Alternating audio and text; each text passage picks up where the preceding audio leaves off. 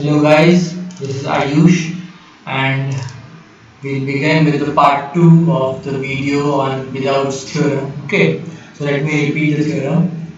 The theorem says that if D is the GCD, greatest common divisor of two positive numbers A and B, then there exists integers x and y such that D equals ax plus by, and D is not unique, and D in fact is the least positive value of ax plus by. Okay, let's see.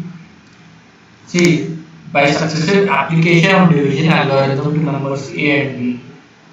See, what we are doing here, we are dividing a by b, then we are dividing and getting, see, we are dividing a by b, we are getting quotient q1, remainder r1, then we are dividing b by r1, we are getting quotient q2 and remainder r2, then we are dividing r1 by r2, we are getting quotient q3 and remainder r3, and so on up to Rn minus 1. Okay, and we divide Rn minus 1 Rn, get quotient Qn plus 1 and remainder Rn plus 1. Okay, moving on. Now these R1, R2, R3, Rn and Rn plus 1 are all in decreasing order because it's natural that if you divide a number a by b and you get some remainder R1, then that R1 will be less than b. Okay, and that r1 will be less than b. Then if you divide r1 by b, that r1 that r2 will be less than r1. So b is greater than r1, r1 is greater than r2, r2 is greater than r3, and so on. So so r1 greater than r2 greater than r3. So this process will end after a finite number of steps, and that at that step the remainder value will be 0. So rn plus 1 is 0. Therefore rn minus 1. Therefore, if Rn plus 1 is 0, Rn minus 1 will be Rn into 2n plus 1. Okay. So Rn divides Rn minus 1. Okay. So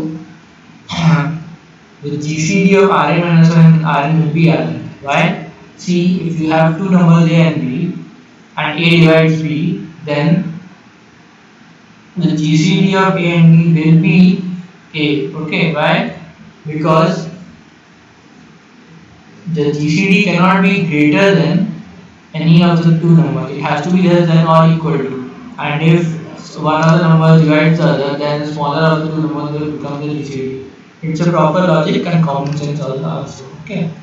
Now, in the part 1 of the video, I have shown that if A is divided by B and B is divided by R1, the remainder on dividing A by B, then their GCDs are equal. Okay. So this we are extending because we are divided A by B, then we are divided B by R1. See, we are A by B, B by R1, R1 by R2, Rn minus 1 to Rn minus 1, and Rn minus 1 Rn. Okay. So these all GCDs are all equal, and we have already proved that GCD of Rn minus 1 Rn is Rn. So this equals Rn. So GCD of AB equals Rn. Okay. Next, see. Now what is that? What is AB? GCD of AB is Rn is D. Okay. I think yes. D is a GCD of A and B. Okay. So GCD of A and B, D is Rn. Okay. Now what is R1? R1 is A minus B Q1. Okay. So R1 is A minus B Q1, and that you can write AX1 plus B by 1, where X1 is 1, Y1 is minus Q. Yes. X1 is 1, Y1 is minus 2. Again R2. What is R2? R2 is B minus R1 Q2. Yes. B minus R1 Q2. B minus R1 Q2. What is R1? A minus B Q1. So what will this expression equal to? B into 1 plus Q1 Q2 minus A Q2. And what is that? AX2 plus B by 2. So X2 will be minus Q2 and Y2 will be 1 plus Q1 Q2. Similarly, R3 and moving on like this Rn. So where X3, Y3, X and Y all are integers. So GCD of A and B, that is Rn, that is D, is Ax plus By. Okay. So we have proved now the first part. Second part is why is D the least value of X plus By. See, we have GCD of A and B is D. So D will divide A multiplied by something, B multiplied by something, and their addition. So, by common sense, D will divide X plus B. Now, so D divides X plus B. We can write KD, D into K, it will be equal to X plus Y for some integer K, positive integer K. Okay, then XA plus YB is D. We already proved this one. So for least value, the minimum value we can take for K is 1, and so thus D is the minimum value of XA plus YB. Now I'd like to mention here one node point, and what is that?